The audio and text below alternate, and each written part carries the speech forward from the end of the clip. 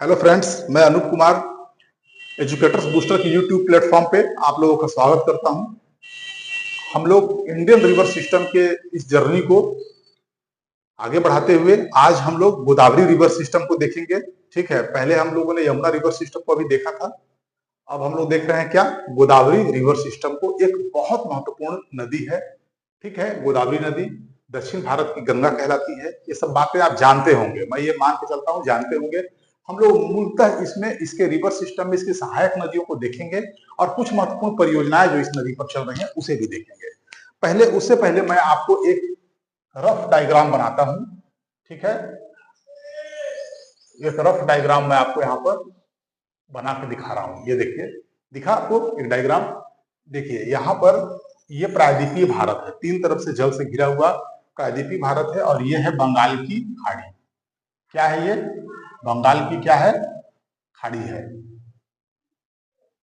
एकदम राइट, कोई दिक्कत नहीं, बंगाल की खाड़ी। अब यहाँ पे एक चीज देखना है कि नदी एक यहाँ से जो निकल रही है, ये है पूरा क्या है, वेस्टर्न घाट, इसको बोलते हैं पश्चिमी घाट। ठीक है, क्या है ये? पश्चिमी घाट। पश्चिमी घाट। तो पश्चिमी घाट के पास में महाराष्ट्र में एक स्थान है, एक पर्वत है। ठीक है, उसे कहते हैं त्र्यंबकेश्वर पर्वत। क्या? त्र्यंबकेश्वर पर्वत यहां पर स्थित है। देखिए ऐसे, ये नासिक जिले में है। ठीक है, ये है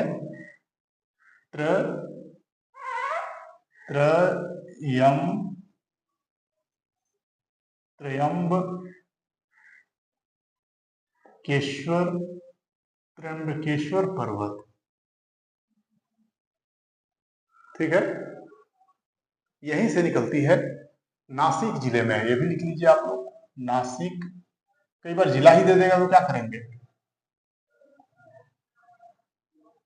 राइट। यहीं से उत्पत्ति होता है गोदावरी नदी का। ठीक है, तो ये नदी यहां से निकलती है, देखिए ऐसे बहती हुई। ठीक, ये बहती हुई आकर के यहाँ अपनी बंगाल की खाड़ी में, देखिए बंगाल के खाड़ी में ये कृष्णा नदी यहाँ आकर के मिलती है। ठीक है, कृष्णा नदी ऐसे निकलती है तो ऐसे आकर के मिलती है, और गोदावरी उसके ऊपर में। ठीक, और दोनों यहाँ आकर के बंगाल की खाड़ी में अपना डेल्टा बनाते हैं। मैंने यहाँ पर इन दोनों को इसलिए बनाया है कि कंपेयर कीजिए, आप थोड़ा सा कंपेयर ये कीजिए कि ये दोनों जहां पर बनाते हैं अपना डेल्टा, ठीक है, ये आंध्र प्रदेश है। कहाँ है? आंध्र प्रदेश है ना। ये आंध्र प्रदेश का क्षेत्र है, तटीय क्षेत्र है आंध्र प्रदेश, ये तट पे स्थित है। ठीक है, आपको पता होगा कि आंध्र प्रदेश बिल्कुल इस तरीके से ये है ना। और यहाँ पर फिर तेलंगाना, ऊपर छत्तीसगढ़, यहाँ से पूरा मध्य प्रदेश, सॉरी महाराष्ट्र, और फिर यहाँ नीचे कर्नाटक। ठीक है, तो ये हम लोगों ने देखा है। तो आंध्र प्रदेश में यहाँ पर बनता है, तो इसी को कहते हैं केजी बेसिन या फिर कृष्णा गोदावरी का डेल्टा। क्या? कृष्णा गोदावरी, गोदावरी का डेल्टा, डेल्टा, डेल्टा बनता है ये। ठीक है, और यहाँ पर क्या है कि ये बहुत ही उपजाऊ क्षेत्र है। ठीक है, यहाँ पर क्या है, बहुत ही उपजाऊ क्षेत्र है। इन दोनों नदियों के मध्य का जो क्षेत्र दिख रहा है ये, और साइड का जो एरिया दिख रहा है, बहुत चावल का ये बहुत ही महत्वपूर्ण उत्पादन केंद्र है, राइट। बहुत ही महत्वपूर्ण उत्पादन केंद्र है। तो ये देखिए, इस तरीके से इन बातों को आपको थोड़ा ध्यान रखना है। अब आपको मैं एक चीज और बताऊंगा कि गोदावरी नदी किन किन राज्यों से होकर बहती है। ठीक है, तो सबसे पहले तो मैंने ये बताया कि ये निकल कहां से रही है, तो महाराष्ट्र से, नासिक जिले से, त्र्यंबकेश्वर पर्वत से निकली। तो पहला लिख लीजिए आप, राज्य क्या है? महाराष्ट्र। यहां लिख लीजिए महाराष्ट्र, पहला महाराष्ट्र। सेकंड नंबर में क्या लिखेंगे आप? महाराष्ट्र से बहती हुई ये नदी कहां चली जाती है? ऊपर से बहती तेलंगाना के पास पहुंचती है। ठीक है, तेलंगाना। तो फिर देखिए यहां लिखिए तेलंगाना। फिर क्या है, बहुत ही थोड़ा सा सीमावर्ती क्षेत्र में, सीमावर्ती क्षेत्र में ये क्या करती है, छत्तीसगढ़ को भी छूती है, छत्तीसगढ़ को छूती है ना। इसे ध्यान रखना है। और 4 नंबर में ये प्रवेश करती है आंध्र प्रदेश में डेल्टा के निर्माण के समय। कहां पर? आंध्र प्रदेश, आंध्र प्रदेश में, आंध्र प्रदेश में डेल्टा का निर्माण करते हुए ये प्रवेश कर जाती है। तो इन 4 राज्यों को आप एकदम अच्छे से ध्यान से रखिए यार, इन 4 राज्यों को एकदम ध्यान रखिए अच्छे से, कहीं ना कहीं किसी न किसी रूप में ये बन जाएगा आपका, यहां से क्या ऑप्शन बन जाएगा, कोई ना कोई क्वेश्चन बन जाएगा। ठीक, अगर यहाँ पे मान लीजिए कि मध्य प्रदेश भी ऐड कर दे तो आपको समस्या होगी कि नहीं होगी? हाँ, ये कहा जाए कि अप्रत्यक्ष रूप से मध्य प्रदेश भी इसके अफवाह में शामिल है, तो दैट्स राइट। क्यों? क्योंकि वहां से निकलने वाली जो नदी है, ठीक है, वो अपने जल को लेकर के आपके गोदावरी में प्रवाहित करती है, तो ये माना जाने वाला चीज है।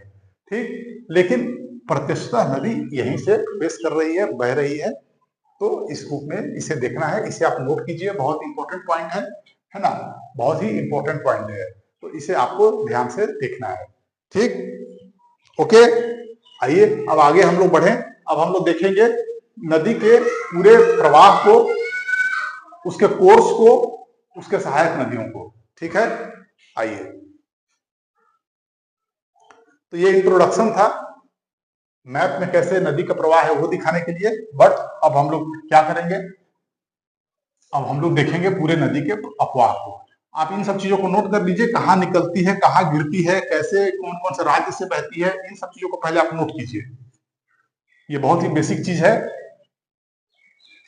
और बहुत सारे एग्जाम में तो यही से क्वेश्चन बन जाते हैं, आपको पता ही है। ठीक है, ये है गोदावरी नदी। कौन है ये? गोदावरी नदी दक्षिण भारत की गंगा या बूढ़ी गंगा इसे ही कहते हैं।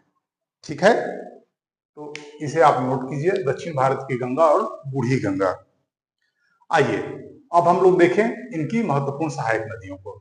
ठीक, तो सबसे पहले हम देखेंगे ऊपर से आने वाली सहायक नदियों को, फिर देखेंगे नीचे से मिलने वाली सहायक नदियों को। ठीक है, ऊपर से आने वाली सहायक नदी को बोलेंगे बाएं तरफ से मिलने वाली सहायक नदी, और दक्षिण से मिलने वाली सहायक नदियों को या नीचे से मिलने वाले सहायक नदियों को हम क्या कहेंगे? कहेंगे कि दाएं ओर से मिलने वाली सहायक नदी। तो सबसे पहले आप ये देख लीजिए कि ये नदी निकल कहां से रही है? पश्चिमी घाट से निकल रही है। ठीक है, कहां से निकल रही है? पश्चिमी घाट से निकलती है, त्र्यंबकेश्वर पर्वत से निकलती है, नासिक जीवे से निकलती है। तो इन सभी बातों को एक जगह नोट कर लीजिए, हो जाएगा? दिक्कत है कोई? हो जाएगा। तो ये देखिए, अब आइए इसकी जो पहली महत्वपूर्ण सहायक नदी है वह कौन सी है? वह है दूधना। कौन सी है? दूधना। दूधना इसकी पहली सहायक महत्वपूर्ण सहायक नदी है। तो देखिए मैं इसे यहां दिखा रहा हूं, ये है दूधना। ठीक, ठीक है। दूधना के बाद एक सहायक नदी इसमें आकर के मिलती है, पूर्णा। पूर्णा, ठीक है, तो ये है कौन? पूर्णा, और ये है दूधना। तो देखिए थोड़ा सा स्पेस कम है तो मैं थोड़ा छोटा लिखूंगा यहाँ पर, दूधना। ठीक है, दूधना। फिर ये जो है ये कौन है? पूर्णा। तो अब इसे मैं यहाँ ऊपर लिख देता हूँ, पूर्णा। ठीक है ना, तो दूधना और पूर्णा। अब देखिए ध्यान से इसे नोट कीजिए। पहले तो दो सहायक नदियां, छोटी लेकिन अत्यंत महत्वपूर्ण, जो कि इस नदी को एक विशाल रूप देने में महत्वपूर्ण भूमिका अदा करती है। ठीक है, उसके बाद फिर हम चले आगे, तो फिर कौन सी नदी है? एक नदी है, देखिए यहां से, ये है पेनगंगा। ठीक है, कौन है? पेनगंगा। फिर ये है वर्धा। ठीक है, इसी में मिल जाती है, ये है पेनगंगा, वर्धा, और यहां से एक नदी आ रही है ऐसे, ये है वेनगंगा। तो लिखेंगे पेनगंगा, वर्धा, वेनगंगा। बहुत महत्वपूर्ण नदियां हैं, ये सभी मिलते हैं तो एक नदी महत्वपूर्ण बनती है, प्राणहिता।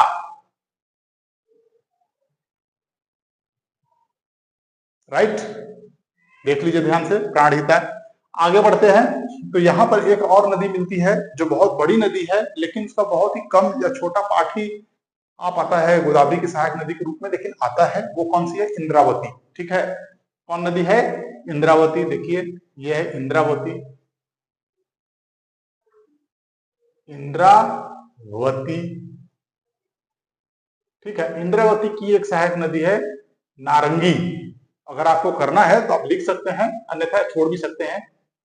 नारंगी, इतने चीजों को आप करिए।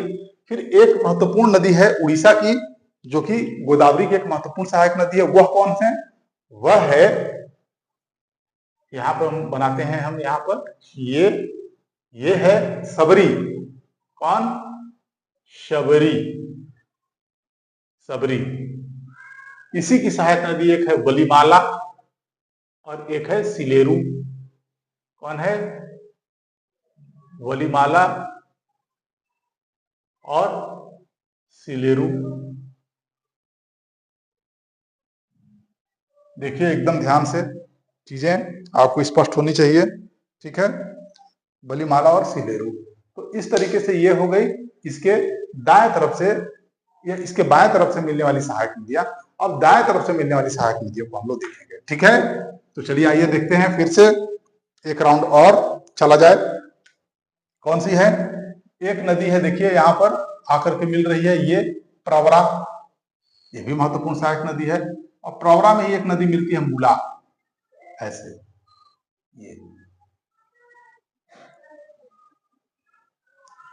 कौन है ये? ये है प्रवरा।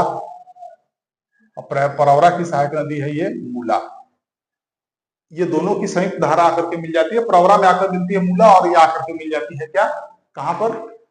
गोदावरी में। ठीक है, उसके बाद दो महत्वपूर्ण नदियां, ठीक है, दो महत्वपूर्ण नदियां जो पूर्णा और प्राणहिता के मध्य में मिलती हैं, उन दोनों को आप देखिए। ठीक है, मंझरा, एक है मंझरा, ये है मंझरा, एक बड़ी सहायक नदी है। और एक है मनेरू। मनेरू एकदम राइट, कोई दिक्कत? No problem. ठीक है, अब आगे बढ़िए। अब देखिए यहां पर एक और महत्वपूर्ण सहायक नदियां इसकी है, नदी है। ठीक है, वह कौन सी नदी है? देखिए एक बात आप समझिए कि एक बात ये समझना है कि ये जो दोनों नदियां हैं, इसे कभी नहीं भूलना है। ठीक है, क्योंकि ये बहुत महत्वपूर्ण और बड़ी सहायक नदी के रूप में है। ये दोनों नदी मंजरा और मनेरू, प्राणहिता, ये सबसे बड़े सहायक नदियों के रूप में जानी जाती है। ऐसी ही एक महत्वपूर्ण और बड़ी सहायक नदी है किन्नर सनी। ठीक है, कौन? किन्नर सनी। वो कहां पे मिलती है? वह मिलती है आकर के इंद्रावती और सबरी के मध्य में प्रवाहित होती है, ऐसे एक बड़ी सहायक नदी के रूप में। ऐसे इसका नाम है किन्नर सनी। क्या? किन्नर शनि। ये देख लीजिए आप अच्छे से, ये हो गया। ठीक है, तो मिल गया। तो इस रूप में देखें तो ये पूरी गोदावरी नदी और इसकी महत्वपूर्ण सहायक नदियां थी जो हम लोगों ने देखा है। अब देखिए, अब इसे इस तरीके से लिखवाने का तो कोई तुक नहीं बनता कि अब मैं यहाँ पर टेबल बनाऊं और लिखूं कि ये दाएं तरफ से मिलने वाली सहायक नदी है, या बाएं तरफ से। ये तो आप खुद कर सकते हैं देख के, और आपका रिवीजन भी इसके माध्यम से होगा। आप इसे जरूर करिएगा।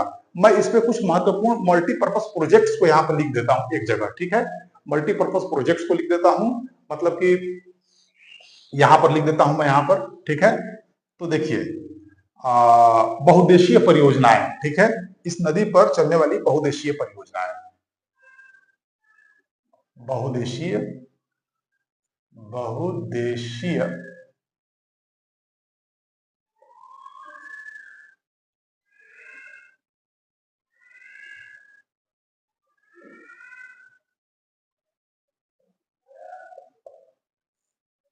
दिख रहा होगा आप लोगों को, बहुउद्देशीय परियोजनाएं।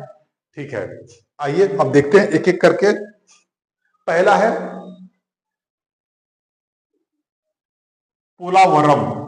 ठीक है, क्या? पोलावरम परियोजना। दूसरा है कालेश्वरम, मैं थोड़ा समझाऊंगा, पहले लिख लूं, कालेश्वरम परियोजना। तीसरा है पोंचम पाद, या इसे ही श्री राम सागर भी कहते हैं, ठीक है। क्या है? पोंचम पाद या श्री राम सागर परियोजना, थर्ड नंबर में, ठीक है। पोंचम पाद या श्री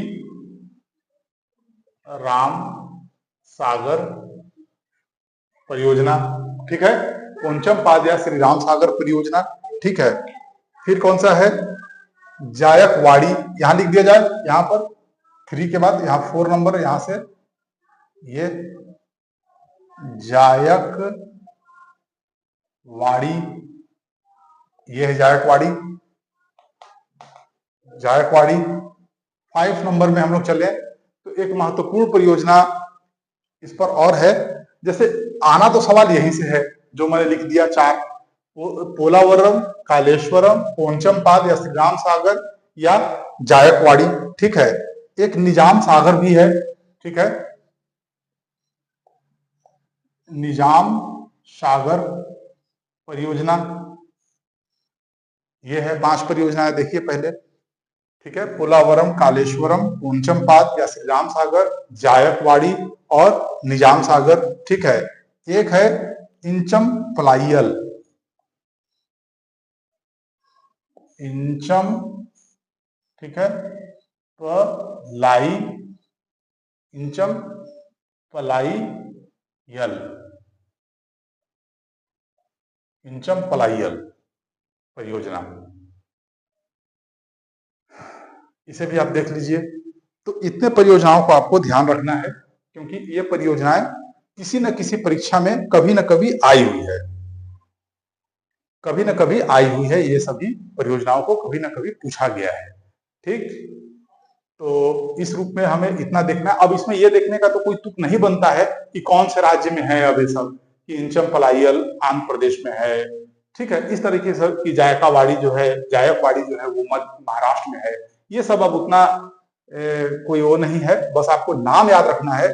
ये महत्वपूर्ण परियोजनाएं हैं जिसे आप याद कीजिए बार बार रिवीजन करके, किस नदी पर है यही आता है, पोलावरम, कालेश्वरम, पोंचम पाद, जायकवाड़ी, निजाम सागर या इंचम पलाइयल, ठीक है। ये 6 परियोजनाएं हैं, तो इसे भी आपको देखना है।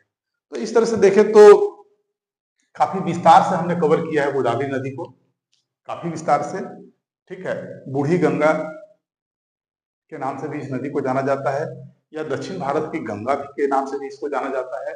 इन दोनों ही टर्म को बिल्कुल विजुअलाइज कीजिए, माइंड में मेमोराइज कीजिए, क्वेश्चन जब भी आएगा आपसे गलती नहीं होगी। ये काफी विस्तार है, ठीक है, इसके बियॉन्ड आपको जाने की जरूरत नहीं है।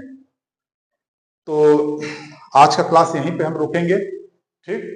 आप लोग इसे तन्मयता के साथ इसको आत्मसात कीजिए, आप लोग का यही काम है और इस काम को कीजिए। और फिर अगले क्लास में हम एक नए टॉपिक के साथ में आप लोग के सामने फिर से हाजिर होंगे नए रूप में, ठीक है। तब तक के लिए अच्छे से अपना वर्क कीजिए। Thank you very much.